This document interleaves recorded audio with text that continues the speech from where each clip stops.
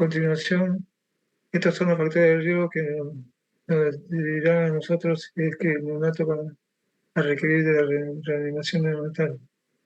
Van a haber factores previos al parto, como por ejemplo el parto prematuro, el parto post-término, la hipertensión inducida por el embarazo, o la hipertensión crónica materna que ya trae la madre, polihidramias, macrosomía fetal, RCIU, malformación de anomalías fetales significativas. Entre los factores de riesgo durante el parto, por ejemplo, una cesárea de emergencia, es un riesgo, porque generalmente son por sufrimiento fetal agudo, donde hay presencia de frecuencia cardíaca de categoría 2 o 3, de los famosos DIL2.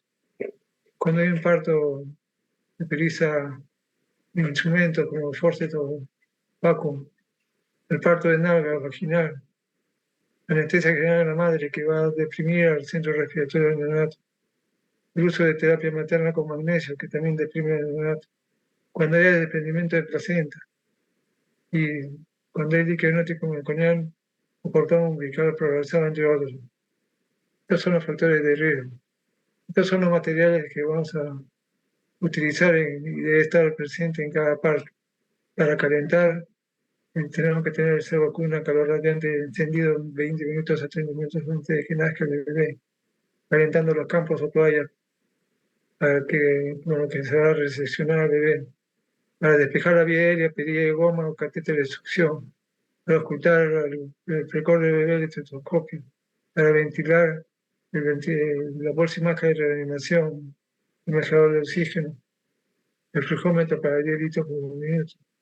Para oxigenar, el equipo que provee oxígeno a flujo libre. Para intubar, el laringoscopio con sus respectivos tubos endotraqueales. Los medicamentos, entre otros, como veremos a continuación, adrenalina, expansores de volumen, agua destilada, ungüento oftálmico, vitamina K, vitamina D. En cuanto a recursos humanos mínimos, en todo parto debe haber una persona capacitada, experta en reanimación inicial. ¿Eso qué significa? Iniciar el RCP básico o el primer minuto, hasta que llegue otra persona y es que continúa deprimido el bebé para que le apoye.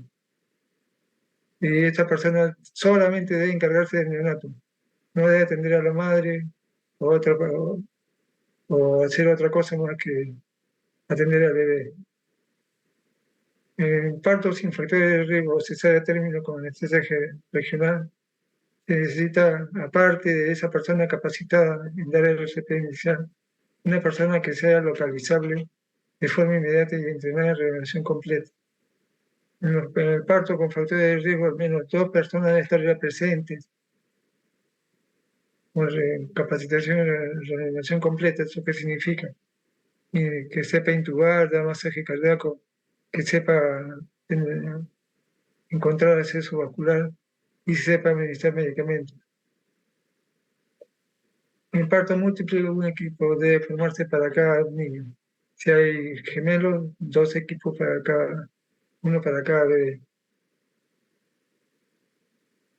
Ante todo, primero lavado de manos, los 11 pasos, los 11 correctos de lavado de manos. Este es el algoritmo de la reanimación neonatal ampliado. Nace el bebé y nos hacemos 3 preguntas. Nacido a término, tiene buen tono, respira o llora. Si es sí, va a permanecer junto con la madre durante las sesiones de rutina. Calentar, mantener temperatura normal, posicionar la vía aérea, despejar las secreciones de boca y fosas nasales si fuera necesario, de cardiovaloración constante. Estos es los pasos que vamos a hacer a continuación de la atención inmediata recién nacido. Esclampaje tardío, contacto precoz, cuidados generales, alojamiento conjunto, lactancia materna exclusiva. Esta es la atención inmediata recién nacido que debe recibir todo niño en estado vigoroso. El no vigoroso, deprimido, va a hospitalizarse a la unidad de cuidados intensivos para su manejo. Entonces, la atención inmediata recién nacido tiene los siguientes pasos. Se va a recibir al bebé con una toalla o campo limpio abierto precalentado. Se le coloca sobre la madre en contacto piel a piel, en posición de degollar sobre el abdomen materno, mientras se lo seca suavemente y se lo envuelve con una toalla limpia y seca. Se da el pinzamiento tardío del cordón umbilical a los 2 minutos o hasta que cesen los latidos de los vasos umbilicales. La ligadura del cordón se realiza 2 a 3 centímetros por encima de la base de cristalización, en forma práctica una o otra vez de dedo. Luego se verificará la presencia de 2 arterias y la vena umbilical. Se aplicará en la zona de corte del codo clorexidina. Razones para la ligadura tardía. La razón es porque en la etapa del alumbramiento, la respiración placentaria, eso significa que la circulación feto-materna permanece continua o continúa. Va a permitir la redistribución de la sangre placentaria a favor del feto o neonato, optimizando su volumen sanguíneo. La vasoconstricción de estos vasos va a determinar el cese de dicha transfusión. ¿Cuáles son los beneficios del clampaje tardío? A nivel hematológico, incremento de la volemia sanguínea un 30%, incremento de la masa eritrocitaria un 60%, incremento en 30 a 50 miligramos de depósito de hierro, menor riesgo de anemia durante la lactancia materna exclusiva. Beneficios cardiopulmonares: mejora la tensión cardiopulmonar, mejor llenado capilar, temperatura periférica más alta, mayor gasto urinario por mayor perfusión. Pero así como tiene beneficios, también posibles complicaciones del clampaje tardío son que causemos poliglobulio o llamado policitemia, hiperviscosidad, secundariamente hiperbilirubinemia.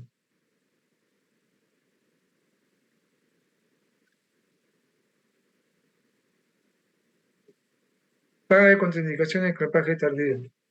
Hay criterios maternos obstétricos como patología materna que requiere asistencia médica inmediata del postparto, inestabilidad hemodinámica de la madre, crisis hipertensiva, VIH positivo, cuando la circulación placentaria no está conservada, en caso de placenta previa, cesárea transplacentaria, prolapso de cordón, residuo con alteración de doble, presentación fetal con circular de cordón que esté tenso o ajustado. Ahora, los criterios fetales neonatales son anomalía congénita como hernia reumática, gastroclisis o carrocere, anomalía fetal grave como el hidro fetal, nacimiento del recién nacido deprimido con necesidad de reanimación inmediata, corte de cordón. Luego se va a secar prolijamente la cabeza del bebé, luego el resto del cuerpo.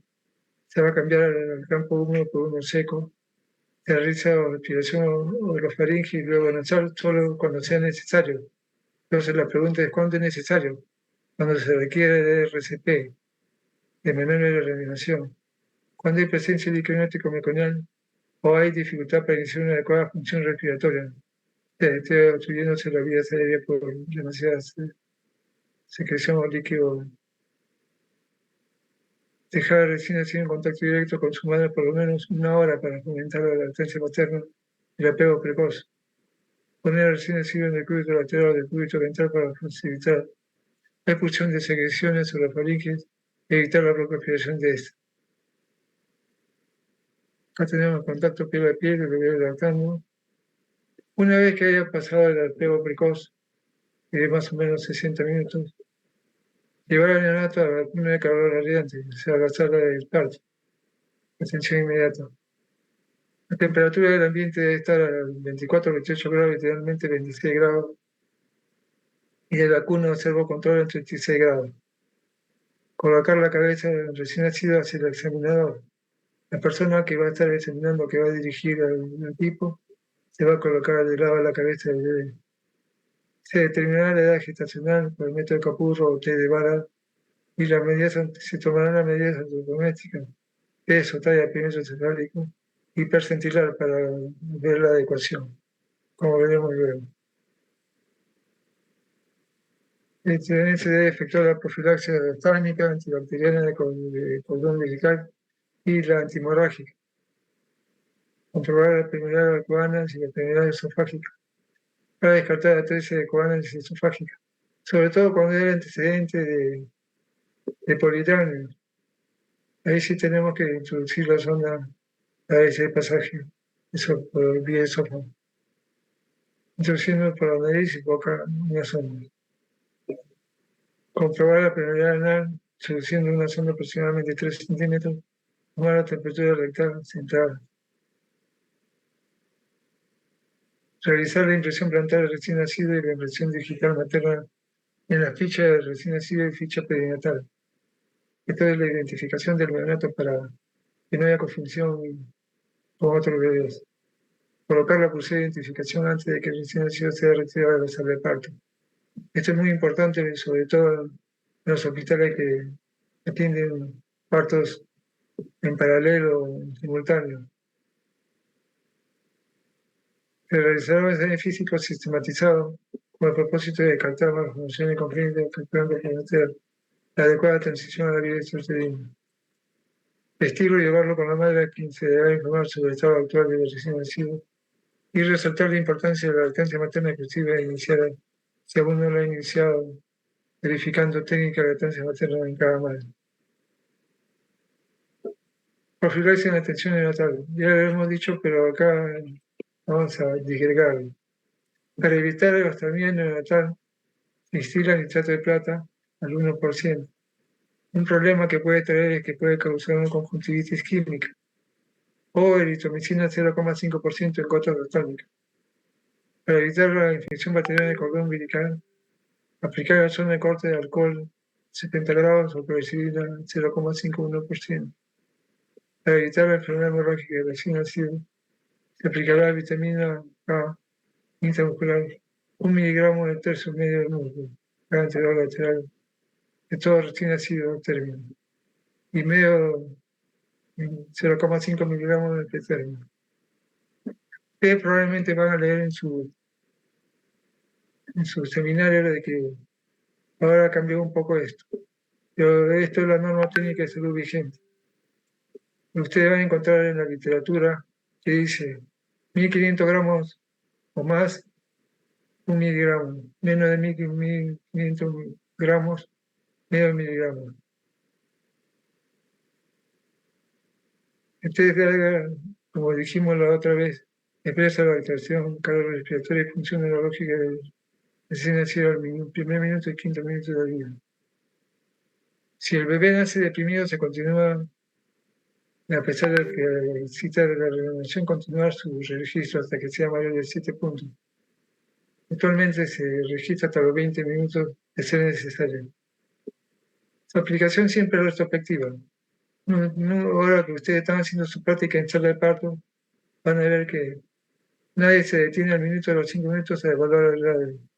Siempre es retrospectivo. Cuando nos pregunta la obstetriz, el doctor o doctora, colega, ¿qué edad tuvo el bebé? Entonces nos ponemos miramos el techo y pensamos un ratito y decimos 9, 8, 9, 7, 9. O sea, requerido de reanimación 3, 9. Es retrospectivo.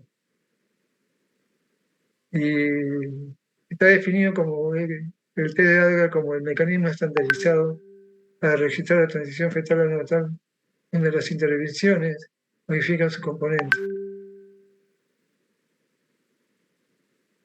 Esto es el T de Adgar, que valora el estado vigoroso del bebé. Tiene 5 parámetros: frecuencia cardíaca, esfuerzo respiratorio, tono muscular, irritabilidad, reflejo y color. Se asignan 0, 1, 2 puntos de acuerdo, por ejemplo, una frecuencia cardíaca ausente, 0, menor de 100, 1 punto, mayor de 100, 2 puntos. Está en asterisco la frecuencia cardíaca y el esfuerzo respiratorio porque en el algoritmo de la reanimación, después de cada intervención se evalúa la frecuencia cardíaca y el estado respiratorio del bebé para ver su recuperación.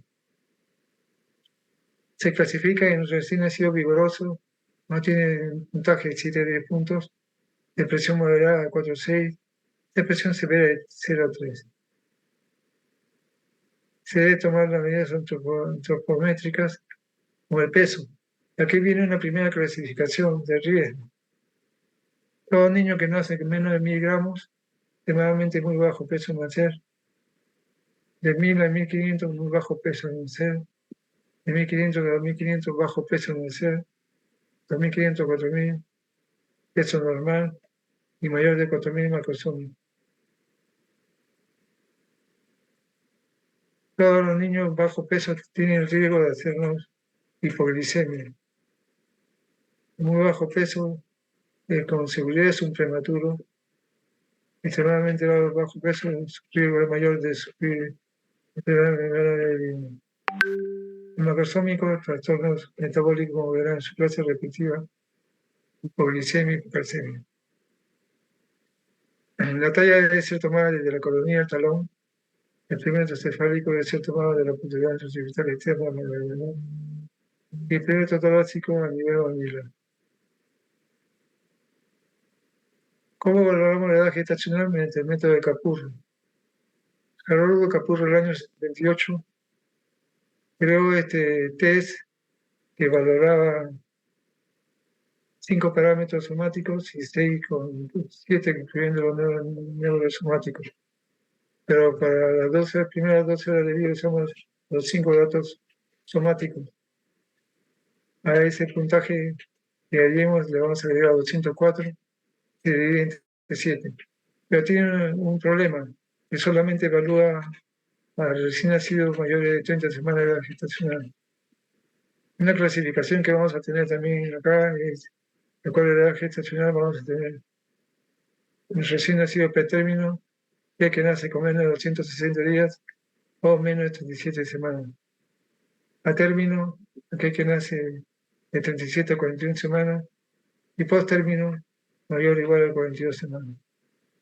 Tanto los prematuros como los post-términos tienen mayor riesgo de hacer un trastorno metabólico.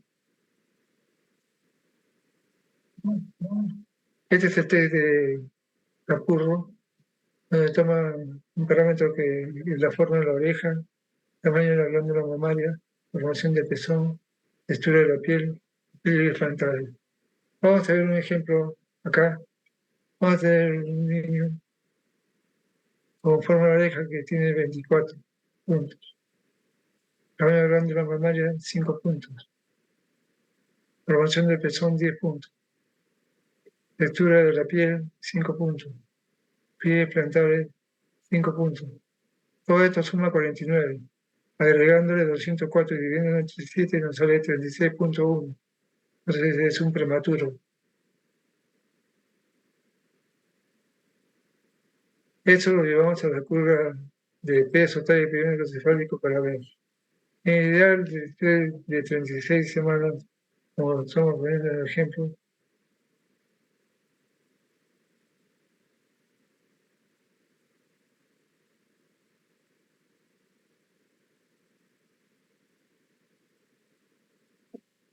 vemos acá el peso.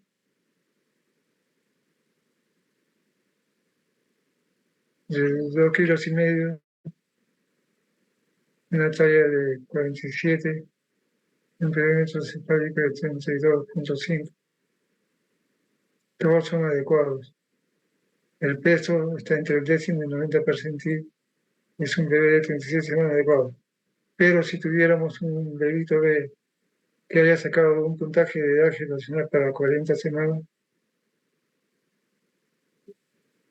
ese peso de 2,500 estaría por debajo del 10º percentil, sería pequeño. La talla caería justo por debajo del 10º percentil, sería también talla pequeña para la edad gestacional. Y la circunferencia cefálica caería justo encima del 10º percentil. Sería por el peso un pequeño para la edad gestacional.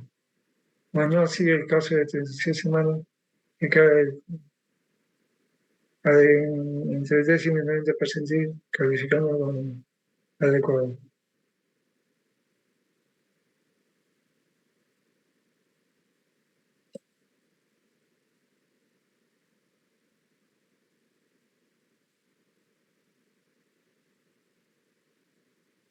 En esta gráfica de Luchenko y Bataglia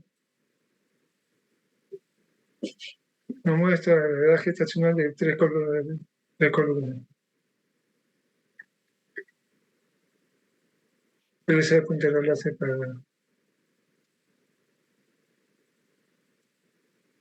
Esta primera columna es los prematuros, esta segunda columna es los atérminos y esta tercera columna de la derecha, el posttérmino. Estas líneas casi oblicuas nos habla del 10º percentil y la línea superior al 90 percentil. Entonces vamos a tener prematuros que pueden ser pequeños, adecuados o grandes. Vamos a tener a términos pequeños, adecuados o grandes para la gestación. Y posttérminos también pequeños, adecuados o grandes. Acá tenemos el ejemplo de un bebé que pesa 2 kilos. Un bebé de 35 semanas de 2 kilos cae entre 10º y 90 percentil. O sea, es un adecuado para la gestacional. Mientras que uno de 39 semanas con 2 kilos cae como pequeño para la gestacional. ¿Cuál es el riesgo de los pequeños para la gestacional?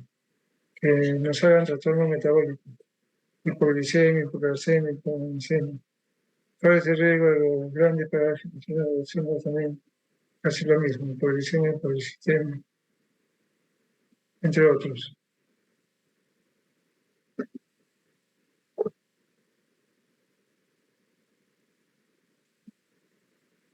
La balanza que se pesa en el neonato está calibrada cada día pesada con pesas.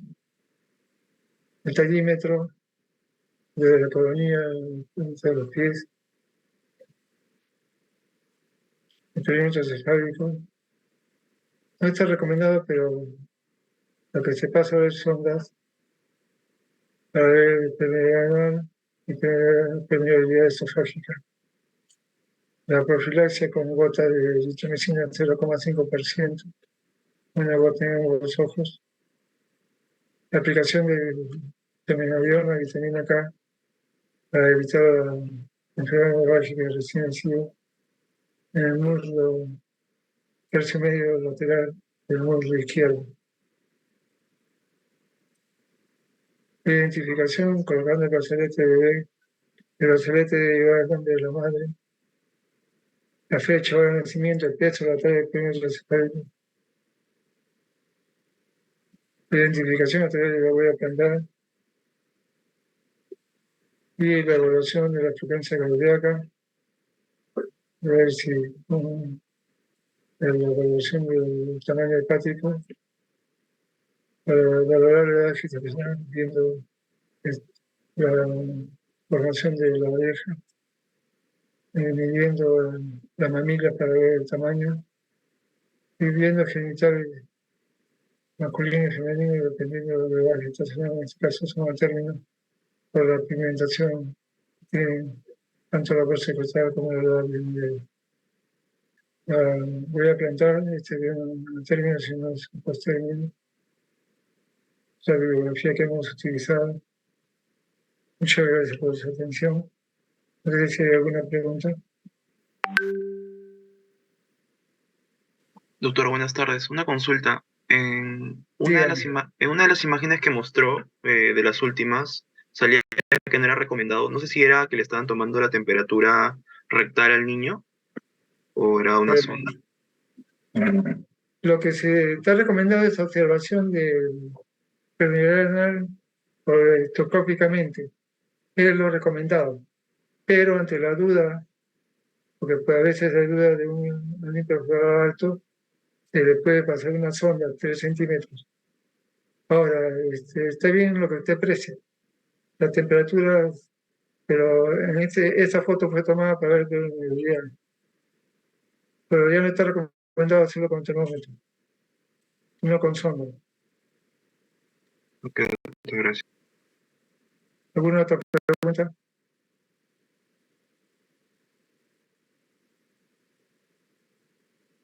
Doctor, una consulta. Mencionó la pigmentación en una de las últimas imágenes, solamente que no logré escuchar muy bien. ¿Podría repetirlo, por favor? A ver.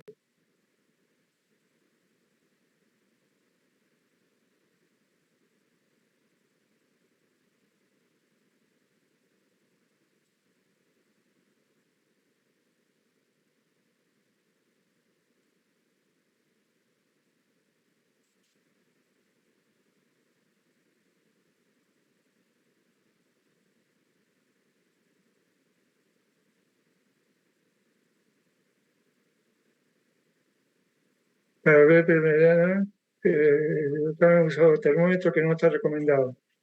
Ahora se utiliza sonda orogástrica. Y aquí se le está viendo permeabilidad de coanas y permeabilidad de esofágica, más que por aspiración. No sé a cuál se refiere, Liliana. Doctor, me refería a una imagen que está un poco más abajo.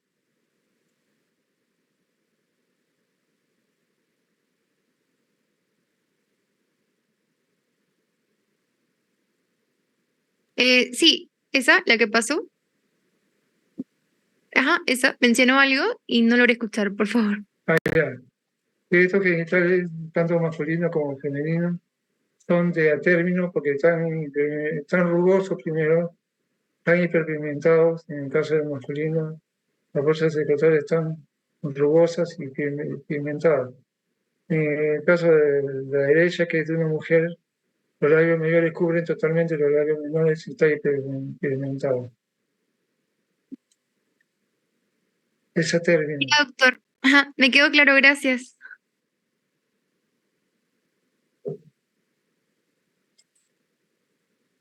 Bien. A continuación voy a pasar lista. Abanto Alcántara, Presente, doctor. Acorda Ochoa, Presente, doctor. Acosta Reina, Presente, doctor.